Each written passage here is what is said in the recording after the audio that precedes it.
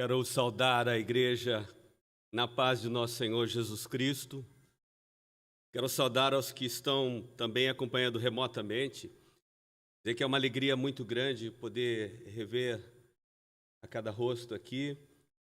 Tem sido um momento de alegria, compartilhar também à distância, mas nada melhor do que ter, assim como o presbítero Wagner mencionou, esse momento de comunhão em que nós podemos não somente louvar a Deus, mas também compartilhar das nossas tristezas, das nossas alegrias, e assim, então, dar sentido àquilo que é a igreja. Eu confesso que fiquei bastante tocado ontem, quando eu vi, a exemplo de, eu acredito, a maioria, um comunicado a respeito de uma garotinha, a Lívia. Aí comecei a lembrar também da Ana Júlia, comecei a lembrar do Ricardo, que a irmã Gilbertina pediu oração, e tantos outros casos. E eu quero que você levante a sua mão esquerda, dizendo se nesse período todo difícil que a igreja tem passado, se você também enfrentou, ou na sua família, ou na própria casa, algum momento difícil, de adversidade, e você foi surpreendido. Levante a sua mão esquerda. Ok. É verdade, porque no mundo nós teremos aflições. O Senhor Jesus já havia nos advertido a respeito. Agora levanta a sua mão direita, aqueles que também, em meio a essas adversidades, que foram pegos de surpresa, conseguiram ver a mão de Deus agindo de uma maneira milagrosa. Aleluia, louvado seja o nome do Senhor. Para você que está nos assistindo em casa, pode ter certeza que muitas mãos se levantaram, porque Deus é fiel. E eu gostaria de falar sobre um tema hoje que me tocou muito o coração. Há um tempo atrás, eu conversando com o pastor João Fernando, conversa de pastor, e a gente, com quem se identifica na palavra de Deus, assim, na Bíblia, na história. Aí às vezes a gente ouve Paulo, Pedro, e ele enfaticamente me diz, eu me identifico com Moisés. Eu olhei, você lembra disso, né, pastor? Olhei, considerei. Não é nem a questão de pretensão, mas eu fiquei imaginando, né? Muitas vezes eu gosto de Paulo, por exemplo. Às vezes alguns dizem, você é mais Pedro, que às vezes é mais enfático, contundente. E desde então, aquilo eu fiquei imaginando e prestando atenção. Eu falei, não é que ele parece com Moisés em vários eventos mesmo? É verdade, é verdade. Não estou aqui medindo necessariamente a questão da unção, das realizações. Não é isso. Eu estou falando na história de vida, até mesmo como pastor, é nesse sentido. Quem sou eu, por exemplo, para me comparar a Paulo, Josué ou pastor a Moisés? Não é essa a questão, mas são alguns acontecimentos. E o tema da minha mensagem nessa manhã é: o Senhor é minha bandeira. Louvado seja o nome do Senhor. Quero convidá-la a abrir no livro de Êxodo, no capítulo 17. Mantenha a palavra do Senhor aberta.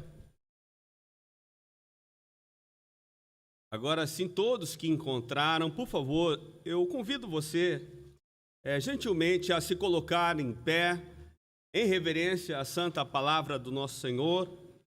Vou aguardar que todos encontrem Êxodo, capítulo 17.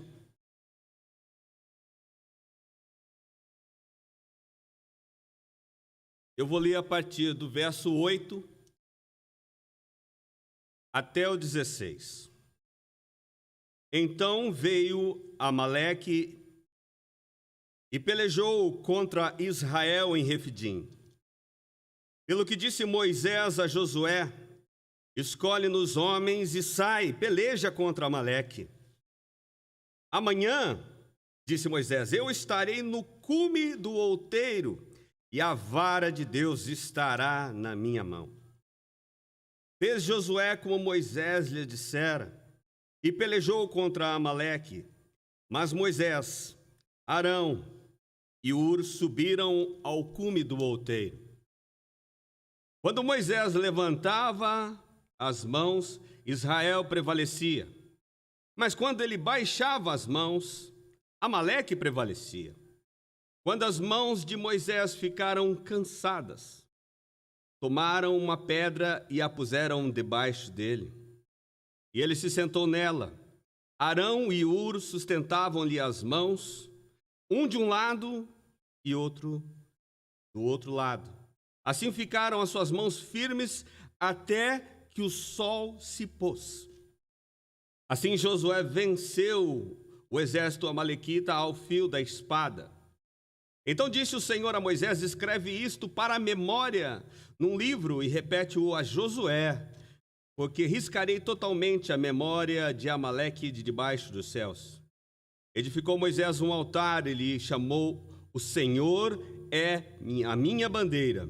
Disse ele: pois mãos foram levantadas ao trono do Senhor, o Senhor fará guerra contra Amaleque de geração em geração. Pode se sentar. Essa batalha com os amalequitas, que era o povo mais numeroso e poderoso da península do Sinai, foi a primeira tentativa de interferência na marcha de Israel para Canaã. E não muito tempo depois da saída do Egito. Nesse contexto, nenhuma causa de guerra era mais comum que uma disputa pelo direito de pastagem. Os israelitas, sob o comando de Moisés, vieram do deserto de Sim para Refidim, que era o local onde essa batalha aconteceu.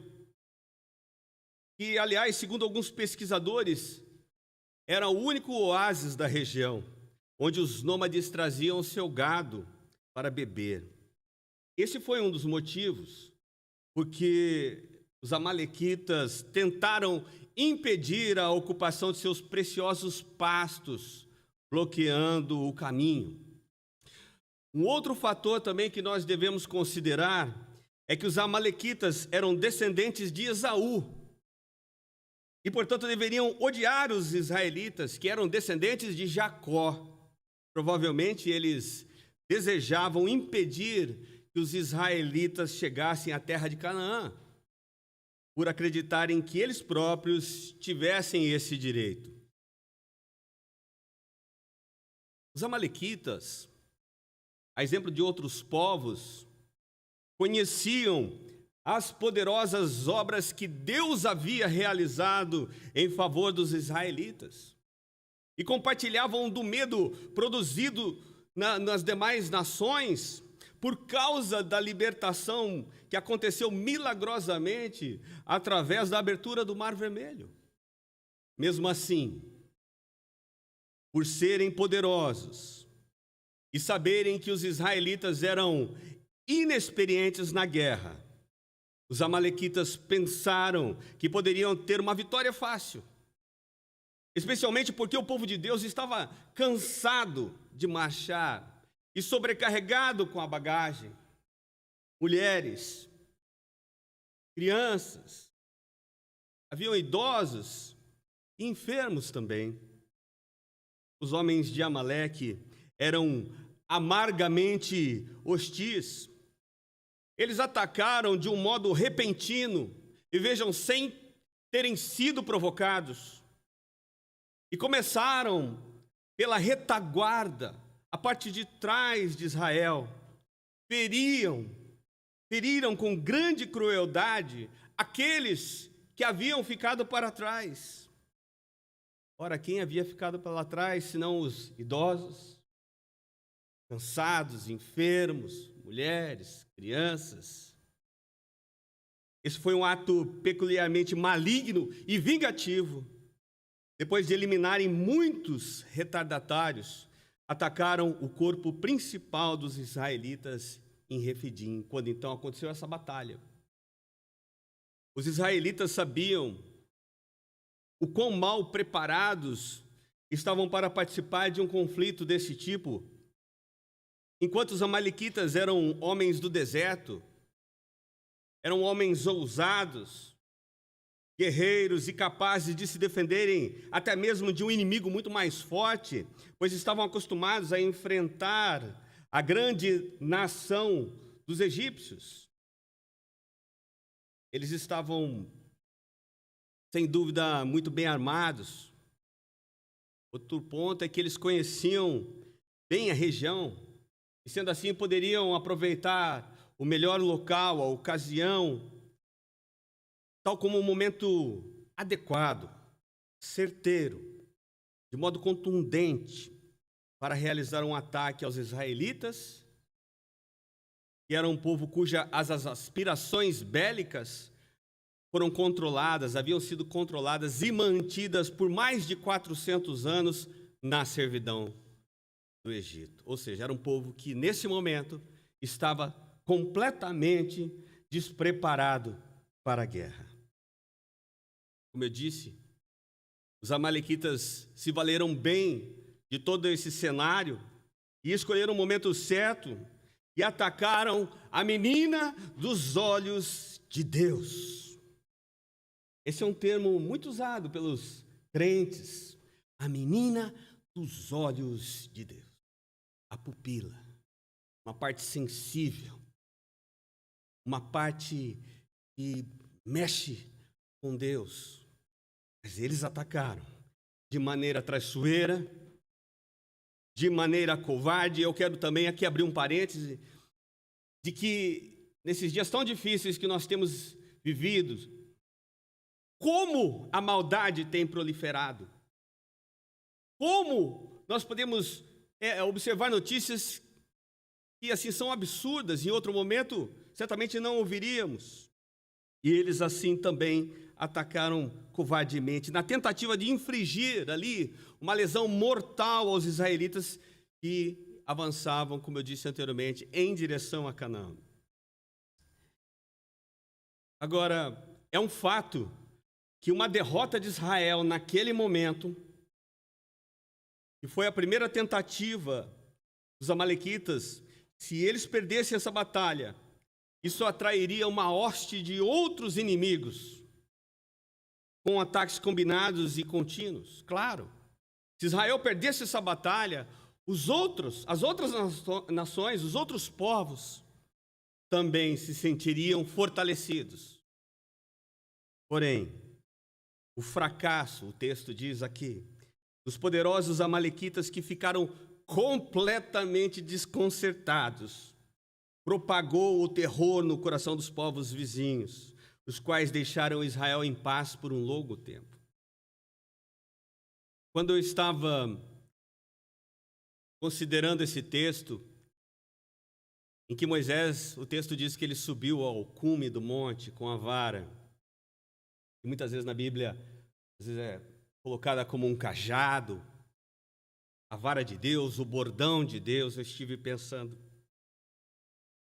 e olhando para esse evento em que ele vai até o cume do outeiro, eu me lembrei do Salmo 20, verso 7, que você, tanto quanto eu, deve amar muito, e diz assim: uns confiam em carros e outros em cavalos, mas nós faremos menção do nome do Senhor nosso Deus. Aleluia! Aquele homem, Moisés, foi ao cume do monte. A vara de Deus foi sustentada na montanha à vista de todos, dos inimigos amalequitas e também à vista dos guerreiros israelitas. O bordão de Deus, a vara, era o elemento chave nos momentos decisivos descritos no livro do Êxodo e representava a manifestação visível do poder divino. Essa vara é comumente associada ao cuidado pastoral. Estava nas mãos de Moisés. Isso eu posso dizer que há uma semelhança com a vida de um pastor, que tem na simbologia desse cajado a unção, a representatividade da autoridade de Deus em suas mãos. Mas como eu disse, essa vara tem significados. A vara, Moisés, certamente, quando subiu ao Monte Sinai, no Monte Sinai, ele usou essa vara como um apoio para quem caminha. A presença de Deus é apoio para aquele que caminha, para aquele que conduz o rebanho. Também vocês são testemunhas disso, de que essa vara, na representação de um cajado, nas mãos de um pastor, confere orientação, confere segurança. Ora, quantas foram as inúmeras vezes que ao longo dessas décadas, eu nem digo anos, ao longo dessas décadas, cada um de vocês, a seu modo, foi trazido com esse cajado, de modo carinhoso, para perto do pastor, para que fosse transmitido conforto, para que fosse transmitido uma palavra de sabedoria, mas também essa vara de Deus, como eu mencionei, ela às vezes é colocada como o bordão de Deus, e o bordão, ele é usado para afastar os predadores. Não é assim? Eu estava essa semana conversando ao telefone com o pastor João, e foi uma conversa em alguns momentos bastante descontraídas. Eu estava me lembrando de um fato, vou ter que entregar aqui, que a Nilva contou para mim, mas eu falei para o pastor que era a Nilva, em que parece que um ladrão tentou aqui entrar à igreja, eu não estava na ocasião, e o pastor se colocou à frente das ovelhas. Naquela hora era exatamente o bordão para defender esse amor. Tem gente sorrindo porque deve se lembrar dessa ocasião. Esse amor pelas ovelhas. E nessa mesma ligação eu falei, pastor, é impressionante, porque eu não vivi essas décadas. Conheço o pastor João Fernando porque eu havia sido pastor da Igreja Mennonita em Campinas, então nós nos encontrávamos nas conferências. Então eu não vivenciei muitas das coisas que vocês vivenciaram. E eu disse, e é impressionante, porque eu e minha esposa, Aline, nós temos esse olhar também como alguém que vem de fora, e a gente observa esse amor, essa reciprocidade, pastor, das ovelhas. É o amor conferido de um pastor pela sua igreja, pela igreja que Deus confiou em suas mãos, mas eu vejo também como as ovelhas o amam. Será que eu consigo ouvir um amém? É verdade, o amém nesse caso, assim, é verdade. Porque se ficasse em silêncio, ia ficar numa situação difícil, né?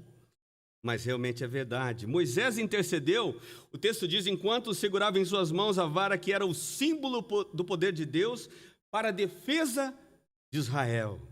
Ela não poderia, essa vara, ter sido sustentada sem que houvesse uma fé autêntica, firmada na palavra de Deus e na sua promessa. Lá estava um homem que acreditava na promessa de Deus, que havia mencionado que levaria sim o povo até Canaã, ou seja, não poderia perder aquela batalha. E Moisés foi nessa fé, nessa convicção, na palavra de Deus que não mente, e sustentou a vara de Deus na sua mão.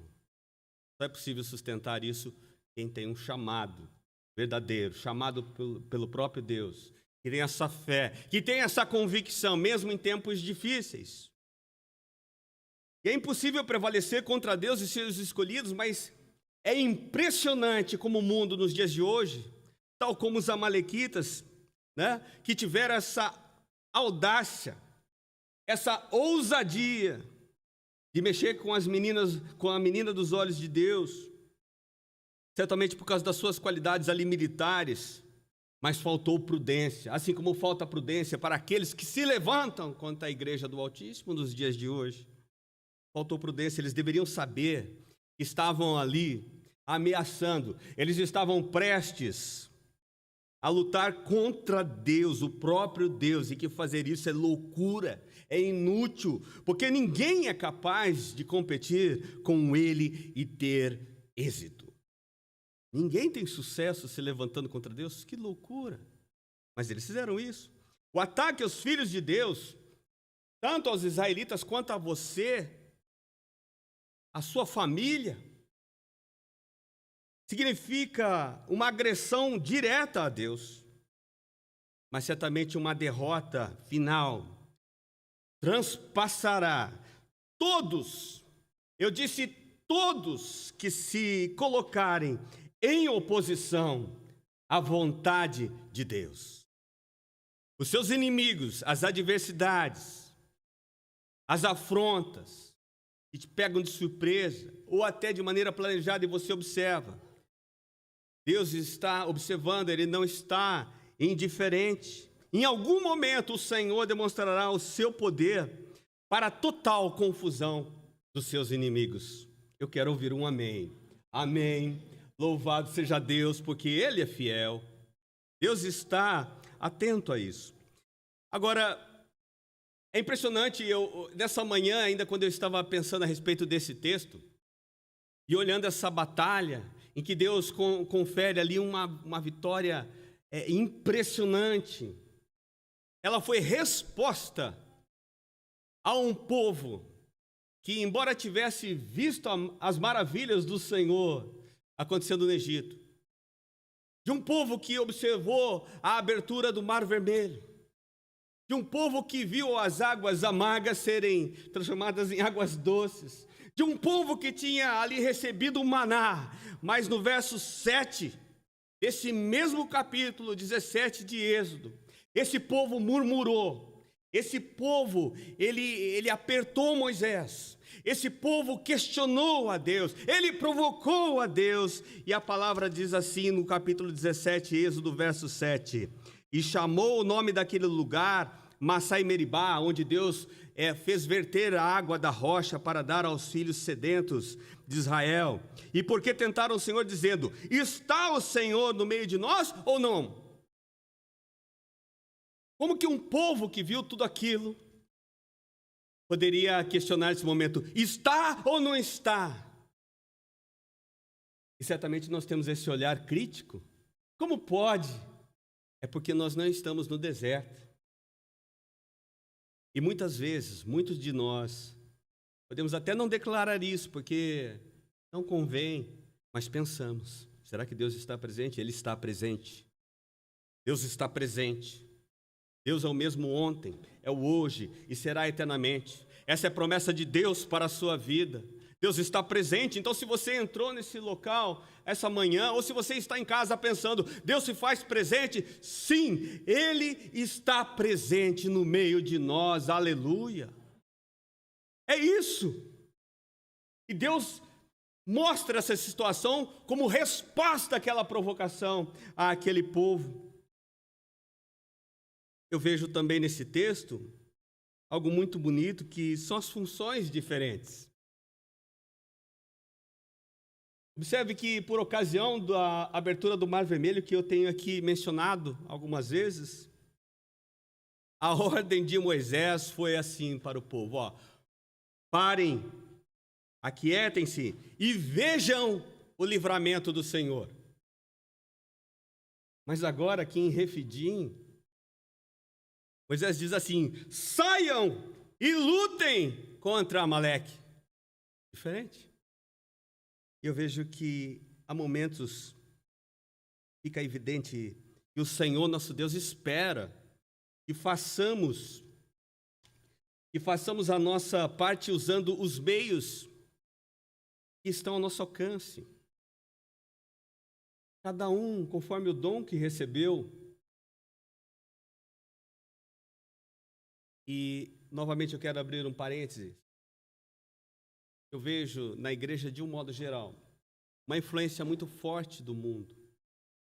E quando se fala em dom, quando se fala em talento, quando se fala em função, essa influência de que, olha, você tem que ser o líder, você tem que fazer isso, você tem que se sobrepujar sobre o seu irmão, não é nada disso. O Senhor nos ensinou que aquele que, a exemplo dele ali, lavou os pés dos discípulos, aquele que almeja posições de liderança, precisa servir. Infelizmente, muitos querem essa evidência, mas não estão dispostos a servirem. Essa foi a primeira vez, um outro ponto muito interessante, que Moisés faz a menção ao nome, chama Josué, que até então era conhecido como o seu servo, né, que o servia, que ele chama Josué. Josué aprendera observando esse grande mestre Moisés, que fizera sinais, prodígios e maravilhas no Egito. E aqui Josué, naquele momento, ele foi ordenado como um líder para a batalha. E ele seleciona homens adequados para lutarem com Amaleque. Mas enquanto isso, conforme já mencionamos, Moisés ocupou o posto designado por Deus no topo da colina, à vista dos guerreiros, para inspirar fé neles e coragem. Uma outra conversa, estou confidenciando algumas coisas aqui, mas eu posso fazer isso, viu, pastor? Numa conversa com o pastor João Fernando, essa semana também, a gente estava falando a respeito de evangelismo e de que muitas vezes o pastor conversou comigo, poxa, tem as questões administrativas, muitas vezes eu tenho que ficar no gabinete, e eu quero dizer para vocês aquilo que eu disse. Eu falei, olha, pastor, o importante é que o senhor tenha essa visão, e que esteja no cume do monte, assim como Moisés, tendo essa visão, em concordância. E ainda eu disse, que bom que essa chama que arde no seu coração não se apagou, porque essa visão.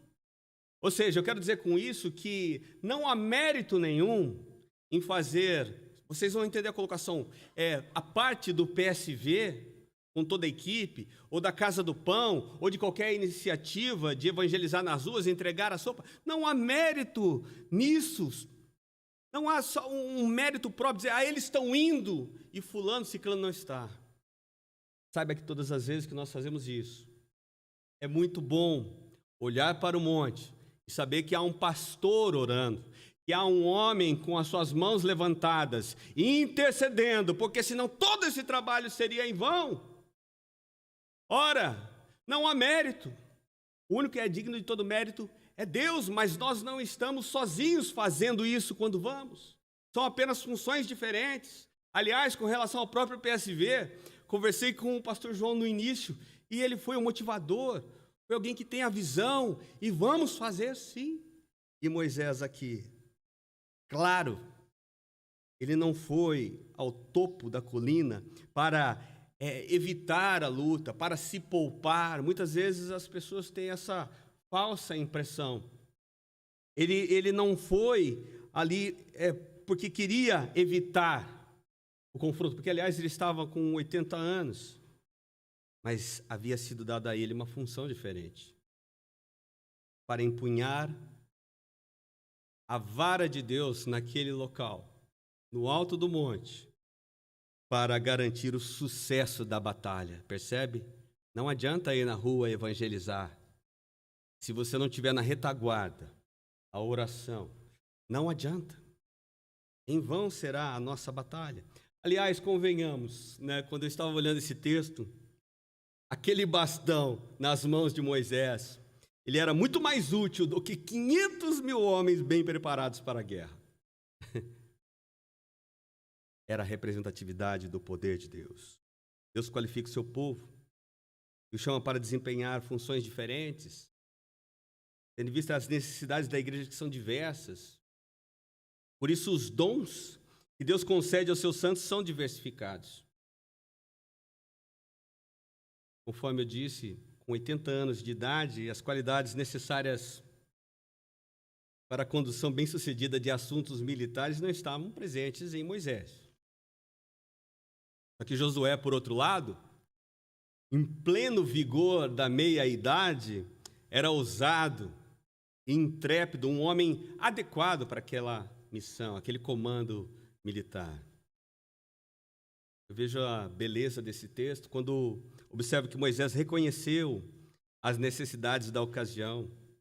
Ele assumiu, sim, aqui os deveres para os quais ele se sentia apto, delegando àqueles que para si eram inadequados. Isso é uma gestão, é humildade, é percepção das coisas de Deus. Arão e Hur, conforme o texto diz, que sustentaram as mãos de Moisés, um de cada lado, tinham dons que permitiam desempenhar um papel útil naquele momento. E como foi útil em apoio a Moisés. A diversidade de dons e qualificações precisam ser reconhecidas em nosso meio. Certamente a igreja ela será um lugar melhor se cada um, de fato, executar o trabalho que lhe é confiado, porque assim o reino de Deus avança à medida que a igreja cumpre a sua missão com eficiência, com amor e de modo fraterno. Agora, as adversidades aparecem, como nesse momento. Aparecem em nossas vidas, como apareceu aqui para os israelitas, mas é para o nosso benefício próprio e da igreja que elas aparecem nessas ocasiões inesperadas que nós atravessamos, que nos surpreendem, que tiram o sono, que roubam a paz, porque é para nossa provação e desenvolvimento dos nossos dons, dos talentos que Deus nos conferiu no meio da batalha. Vejo a importância do suporte nesse momento. Mencionei sobre Arão e Hur. E vejo também que a mão de Moisés segurando a vara foi nitidamente um apelo por ajuda. Moisés levantou a sua mão, segurando a vara de Deus, pedindo ajuda a ele. Acredito que, ao deixar cair a mão, porque elas ficaram pesadas, experimente ficar com a mão por um tempo no alto. E o texto diz que foi o dia inteiro, até o pôr do sol. Fique um tempo. Você vai sentir que é difícil de sustentar, você vai trocar o braço. Quando ele fez isso, não foi só pelo cansaço físico. Ele também demonstrou aqui, eu entendo assim, um desgaste mental, um desgaste emocional. Nesse contexto do capítulo 17, ele, quando fala a Deus, ele diz: esse povo está a ponto de apedrejar-me. Veja que lhe pesava sobre os ombros essa função de um líder, de um pastor, de um homem segundo o coração de Deus espiritual. Pastores têm suas fraquezas. E eu creio que aqui eu tenho que observar que muitas vezes a igreja, ou as igrejas de um modo geral, para não acreditar que estou falando dessa, não é isso. Muitas vezes veem e projetam no pastor a figura de alguém que não pode errar, de alguém que não tem problemas, de alguém que quando você está mal, ele tem que estar sempre bem, ele tem sempre ter uma palavra de conforto, mas que muitas vezes, e eu posso dizer como pastor isso, muitas vezes fiquei com medo, em diversas situações, de abrir o meu coração para que eu não fosse visto como um fraco, porque havia um grupo que dependia de um posicionamento forte. E muitas vezes, esse Moisés, naquele momento que estava sentindo todo esse peso, muitas vezes ele recai sobre os ombros de um homem que está conduzindo o rebanho. Tem problemas emocionais, assim como você e eu. Tem problemas familiares, tem problemas de enfermidade, e nós temos que ter essa percepção. Assim como Moisés aqui, ele, como disse o texto, a gente observa que as mãos ficaram pesadas, e acredito que, embora não diga o texto, que ele alternava. Ora estava aqui, eu faria isso, e acho que humanamente todos fariam. Cansou, troca, pega a vara, levanta, e alternadamente ali Moisés foi, até que chegou um ponto que não deu mais. Estavam tão cansadas, e às vezes é assim. É assim mesmo. Tão cansadas. Ele não conseguia mais segurá-las. Ponto que colocaram uma pedra para que o homem de Deus, aos 80 anos, se sentasse, se firmasse, descansasse um pouco. E ali, cada um, Arão e Hur, um de cada lado, sustentaram o braço. Porque, afinal de contas, quando os braços desse homem, Moisés, se levantavam, Israel prevalecia. Quando eles abaixavam, o inimigo prevalecia. Ao invés de se portar orgulhosamente pelo próprio zelo em orar, Moisés assumiu, olha que interessante, a condição de proclamador da sua própria fraqueza. Isso é humildade. Porque eu disse que muitas vezes as igrejas projetam no pastor um super-homem. Há muitos pastores que querem causar essa impressão. Já vi isso muito. Pastores que pregam a prosperidade, etc. Moisés aqui, ele é o proclamador da própria fraqueza. Isso é uma virtude do homem de Deus, de um líder, que sabe reconhecer as suas limitações, fraquezas, para que a glória de Deus fosse inteiramente atribuída ao favor imerecido de Deus. Recentemente, eu estive numa situação, numa reunião online. Havia um pastor nessa reunião também. E eu confesso que não faltaram só assim as palavras, faltou o fôlego, às vezes, de tristeza que eu via. E as pessoas que estavam nessa reunião puderam observar também. Via a roupa dele. Enquanto ele falava, a roupa estava molhada aqui, das lágrimas que caíam. A igreja precisa ter essa percepção. Nós precisamos ter essa percepção. E que, a exemplo de Moisés, outros pastores também sofrem. Quantos são os casos de pastores que não se suicidam muitas vezes, sofrendo, calados? A igreja precisa sustentar em oração. A igreja não só em oração precisa apoiar, dar uma palavra. Não é só o pastor que vai ligar para você, tudo bem, então liga para o pastor. Eu sei que muitos fazem isso, dá uma palavra, oferece uma ajuda, está precisando. Sabe, isso é extremamente importante, é exemplo do que Arão e Hur fizeram. Porque há momentos muito difíceis na vida de um pastor.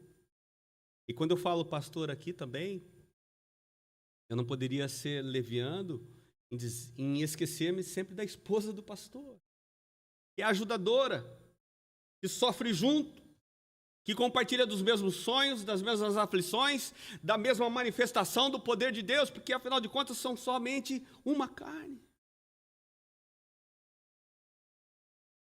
Ele havia sido escolhido como intercessor pela sua sinceridade na oração. Como eu disse, é tão bom quando você vai evangelizar e sabe que tem alguém na retaguarda orando. Isso é muito bom. Lembra do ID, quando nós fomos entregar sopa na rua, tinha um grupo aqui orando, intercedendo, outro na cozinha. Esse suporte é incrível. E ele, assim como os santos são estimulados a fazer grandes esforços em oração, Moisés acabou dando um testemunho ali nesse momento de como o vigor ele pode eventualmente diminuir. E acontece conosco também. Veja o relógio de oração. É novidade, todo mundo participa, há um engajamento. A partir do segundo parece que começa a virar uma rotina. Aí o terceiro fica um pouco mais complicado, vamos espaçar. E isso não é só com a igreja. Veja que em Mateus capítulo 26, verso 40, quando Jesus estava no Getsemane, em que ele estava angustiado, indo para o Pai, afasta de mim esse cálice, ele ora 3 vezes, o texto diz, e essa passagem que eu mencionei, diz que Jesus voltou aos seus discípulos e os encontrou dormindo. E disse-lhes, disse para Pedro, vocês não puderam vigiar comigo nem por 1 hora, ele perguntou a Pedro. Veja que essa é uma característica humana, e nós temos que despertar para isso. fez que Moisés procurou 2 assistentes, ali no caso Arão e Hur, porque também desconfiava da sua própria fraqueza, e certamente, enquanto esses 2 sustentavam seus braços, eles também levantaram as suas mãos, as suas orações, fervorosamente juntos ali em concordância. E é interessante perceber como Deus demonstrou a partir dessa situação a um povo que havia questionado se ele estava realmente no meio ou não. Essa relação direta, né, entre sucesso e fracasso, com a continuidade e descontinuidade da intercessão de Moisés, ensinando não apenas aos israelitas, mas também a nós uma lição de valor inestimável. Nós não podemos duvidar que os israelitas rapidamente discerniram, entenderam o significado da atitude do seu líder, bem como uma estreita relação entre a mão levantada e o avanço em direção à vitória. Veja aqui uma antítese, poderia dizer assim, implícita entre a firmeza das mãos de Moisés e a fraqueza do inimigo, para que possamos saber que eles foram desconcertados, não pelo poder da espada, mas pela elevação da vara e intercessão de Moisés. Por isso, pastor, continue com as mãos levantadas, orando por nós, pelo seu rebanho, porque nós precisamos disso. Nós precisamos olhar e perceber, e não é só ver, mas é sentir, porque isso faz toda a diferença. É verdade, como eu disse, que eles guerrearam até o pôr do sol. Muitas batalhas na sua vida, na minha vida, na vida de você que está assistindo, em casa, através da internet, elas demoram muito. Essa luta foi cansativa. Foi só um dia. Não tinha, provavelmente, ali uma tenda, era sol no deserto, era lágrimas, era um suor, era cansaço físico, era estresse. E muitas vezes nós também compartilhamos dessas mesmas aflições. E demora.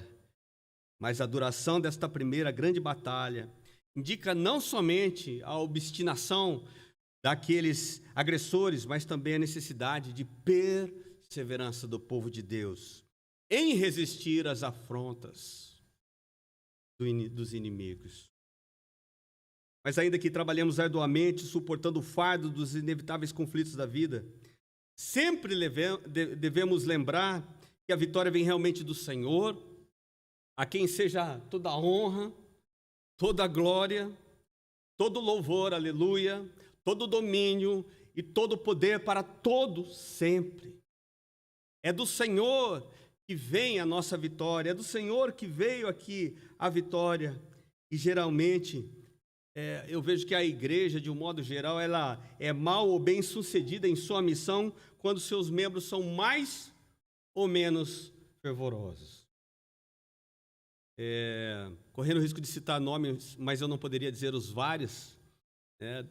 Por exemplo, irmã Gilbertina orando em casa, irmã Rose, e tantas outras irmãs e irmãos, são como colunas da igreja que são fervorosos, que mantêm essa obra, que mantêm essa batalha, fazendo o seu papel de maneira assim excelente. É indiscutível que a oração é essencialmente necessária, pois enquanto as nossas mãos elas estão estendidas numa atitude de louvor e intercessão com súplicas a Deus, contemplamos a sua eficácia e a prevalência sobre todos os nossos inimigos. Portanto, irmãs, homens de oração, continuem orando, não somente pelo pastor, pelo líder, mas por toda a igreja, por toda a obra. Eu já estou concluindo. Quando eu mencionei que o tema da mensagem é o Senhor é minha bandeira, vejo que no alto daquele monte a expressão do louvor, Yahvé Nissi, o Jeová Nissi, que é exatamente isso, a tradução, o Senhor é minha bandeira, foi materializada depois num altar edificado, num memorial. E cá entre nós, os homens, as mulheres, muitas vezes têm essa facilidade em esquecer das coisas que Deus já fez. E ali Deus institui, através das mãos de Moisés, um altar que representa uma convergência de significados, que implica simultaneamente dependência de Deus e adoração. Eu posso imaginar que Moisés estava lá, ó Senhor, Deus Todo-Poderoso, louvando a Deus, intercede pelo seu povo e concede a vitória sobre os nossos inimigos, aleluia! É interessante essa dinâmica que Deus concede a nós, seus filhos e filhas, louvando a Deus em meio às lutas, em meio às dificuldades. E Josué também precisava, por isso Deus, tem essa orientação de falar, Moisés falar claramente a Josué, e ele precisava ter essa experiência, e está bem gravado esse acontecimento magnífico em seu coração, para que não desmaiasse posteriormente, diante das muitas dificuldades que o aguardavam, e não foram poucas. Isso daria a ele a plena convicção, eu diria que isso dá a plena convicção a nós, de que seremos sempre vitoriosos, enquanto permanecemos sob a proteção de Deus. A presença do Senhor naquele momento foi a bandeira sobre a qual o seu povo foi animado. Então tome essa palavra, uma palavra de ânimo para a sua vida. Tome essa palavra como de fato algo que vai te gerar um novo recomeço nessa perspectiva. E veja que eles entenderam a importância de se manterem unidos, para que juntos pudessem dar um brado de vitória no dia do seu triunfo. Você pode estar, sim, passando por lutas, crises, dificuldades, mas eu quero estar perto de você, o seu pastor também quer estar perto de você, aqueles que te amam querem estar perto, porque juntos nós vamos levantar as nossas mãos e vamos dizer, o Senhor é a nossa bandeira, aleluia. É dele que provê a vitória. Então você pode até estar aflito, cansado, sem entender nada, assustado, foi pego de surpresa, mas Deus é fiel, é isso que a palavra diz nesta manhã, e isso deve trazer ânimo às nossas vidas, porque Ele é poderoso. Ele não é como uma estátua de barro, que tem ouvido, mas não ouve. Ele não tem as mãos encolhidas, a sua palavra diz. É um Deus sensível, é o Deus que percebe quando a menina de seus olhos ela é cutucada, e quando o seu inimigo, aquele que afronta a sua vida, a sua casa, ele se levanta, pode estar certo de que Deus ele está sensibilizado, aleluia, e de que ele vai no momento oportuno agir com braço forte, assim como foi em Refidim, aleluia. Eu sei que o tempo se vai, mas eu preciso falar algo. Antes de que o Senhor chamasse meu pai, eu estava com ele no hospital e era Natal. Eu estava num quarto escuro com ele deitado. Eu estava numa poltrona, como daquelas que tem um pouco mais de conforto para quem acompanha, e dioturnamente com ele. E eu pensando, ora, o meu pai no Natal, no Ano Novo, sempre se alegrando com a família, e como é que vai ser? E ele estava ali numa situação praticamente desenganado. E eu vivendo ali o meu Refidim, a minha batalha com o Amaleque. Eu estava olhando aquela situação e então chegou o horário, começou então os rojões a fazerem os seus barulhos, as pessoas gritarem, comemorarem, e eu olhando meu pai na cama, ali a minha lágrima derramou também, foi ao chão, aquele deserto que eu estava, eu falei, meu Deus, o meu pai ainda perguntou, filho, já deu meia-noite? Ali foi o meu deserto e eu clamei humildemente ao meu Deus, a minha bandeira. Eu falei, Senhor, eu sou nada, eu sou fraco, eu não posso, mas o Senhor é meu Deus. O Senhor é o Deus do meu pai. Ele desceu as águas e confessou o teu nome, por favor. Numa atitude de tristeza profunda. E louvado seja o nome do Senhor. Os meus inimigos, os inimigos da minha família, os médicos ficaram perplexos, ficaram confundidos, porque Deus tirou o meu pai com um braço forte, e deu pelo menos mais um ano de vida a ele com a família, tirou de uma maneira milagrosa. E ele passou mais um tempo conosco. O memorial foi erguido aqui nesse local, na Batalha de Refidim, para que quando a ameaça nos afligir nesses últimos dias, possamos dar a devida honra a Deus, a fim de que o seu nome seja glorificado através das nossas vitórias. Preste atenção, Moisés ele se sentou, sim, cansado numa pedra, mas o Senhor o levantou. O Senhor o levantou. Até aqui. Quero convidar você a curvar a sua fronte, a você dobrar o seu coração na presença de Deus. Eu quero orar com você e não por você. Eu faço parte dessa família. E aí, ao final, depois de orarmos, eu peço, depois da oração, que o grupo de louvor venha à frente e possa ministrar ainda mais aos nossos corações. Pai, nós te damos graças, nós te louvamos, nós te exaltamos, nós levantamos o nosso braço e dizemos: o Senhor é a nossa bandeira. Ó Deus, o Senhor tem visto a aflição do seu povo, o Senhor tem visto as dificuldades que pesam sobre os ombros do teu servo também, pastor João Fernando, e de todos os demais irmãos e irmãs. Meu Deus, mas neste momento nós reconhecemos que nada somos, nós temos a sensação muitas vezes que os nossos braços estão cansados, que a oração está quase que falhando, que não estamos sendo tão castigados, ó Deus, que sentimos um desânimo, mas que essa tua palavra nessa manhã, pelo Espírito Santo, seja um revigorar na nossa vida espiritual, na vida da sua igreja, que a sua igreja entenda a importância de dar o suporte ao pastor, dar, Senhor, o tempo de oração, em gratidão ao Senhor pelas coisas maravilhosas que o Senhor tem feito. Pai, nesta manhã, na igreja menonita de Interlagos, mais uma vez, porque sempre que celebramos um culto ao Senhor, fazemos isso. Nós edificamos um altar para declarar que o Senhor é o nosso Deus, de onde vem toda a vitória, e assim nós te louvamos em nome de Jesus. Amém.